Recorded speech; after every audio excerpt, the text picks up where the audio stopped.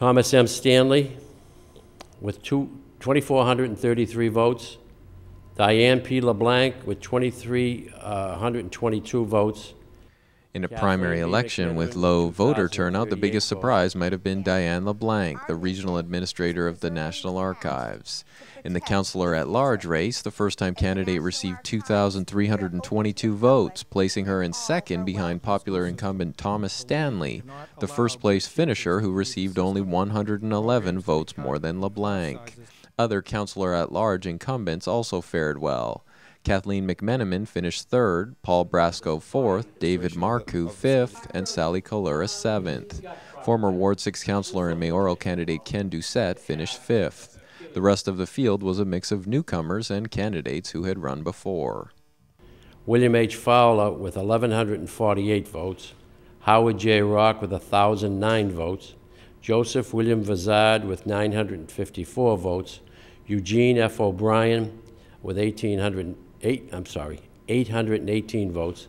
Doris M. Donovan with 760 votes. Finishing last was Fuller Street resident Anthony Savarese. With 583 votes, he was last in a field of 13 and will not appear on the ballot on November 3rd. In a three-way race for outgoing councillor Robert Kelly's Ward 1 seat, Kelly Durkee Irwin was eliminated Tuesday night, finishing third with 70 votes.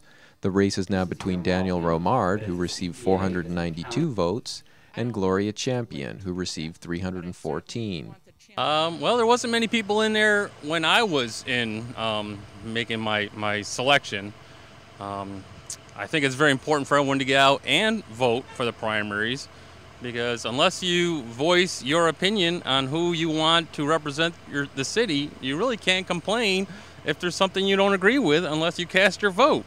If only more voters were like Mark Wozniak. The turnout for Tuesday's preliminary election was only 13% of Waltham's roughly 35,000 registered voters. State election law requires a preliminary election when at least 3 candidates run in one of the 9 ward races, or when there are at least 13 candidates running for councilor-at-large seats. Our poll workers, which are mandated by the state, we need 6 at each precinct, or over 100 poll workers, is probably a cost of about close to $25,000 between printing ballots, the police force. According to City Clerk Russ Malone, the cost of running the election was around $40,000. Had a primary election been run only in Ward 1, the cost would have been approximately $6,000.